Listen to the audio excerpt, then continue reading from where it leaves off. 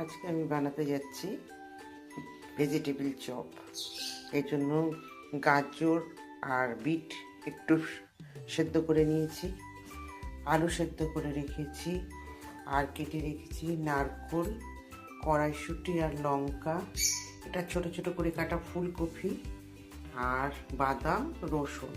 প্রথমে এই বাদাম, নারকোল আর এই ফুলকপিগুলো ছাঁকা তেলে ফ্রাই করে নেব। ফ্রাই করে নিয়ে তারপরে আমি এই পুরটা বানাবো। আস্তে আস্তে দেখতে থাকবো আমার ভেজিটেবিল চপটা সঠিকভাবে হচ্ছে কিনা।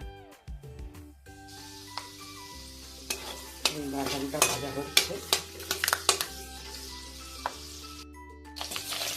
এই নারকোলটা ভাজছি।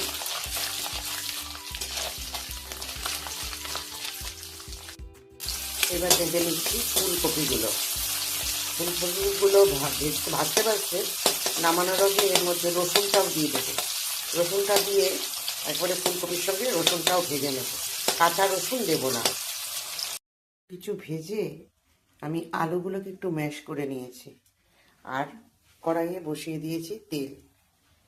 এবার কড়াইয়ে দিয়ে দিলাম বিট গাজরগুলো সেদ্ধ, কড়াইশুঁটি আর কাঁচা লঙ্কা। এটা একটু ভাজা ভাজা করে তারপরে এর মধ্যে আমি দেব মশলা। মশলা দিয়ে কিছুক্ষণ নাড়াচাড়া করে জলটা যখন অনেকটাই টেনে যাবে তারপরে ভাজাগুলো আর আলু সেদ্ধগুলো দিয়ে আমি পুরটা রেডি করে ফেলব। দেখো পুরটা প্রায় হয়ে গেছে।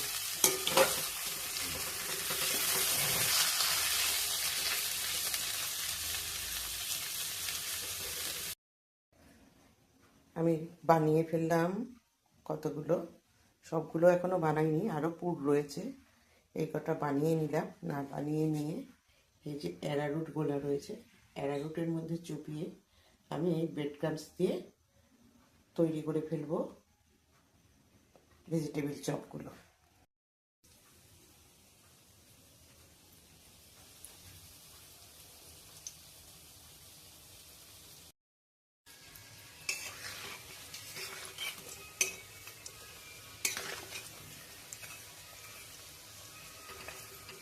এখন আমি চপগুলো ভেজে নিচ্ছি, হালকা আছে ভাজছি, কারণ বেশি আঁচ দিলে পুড়ে যাবে।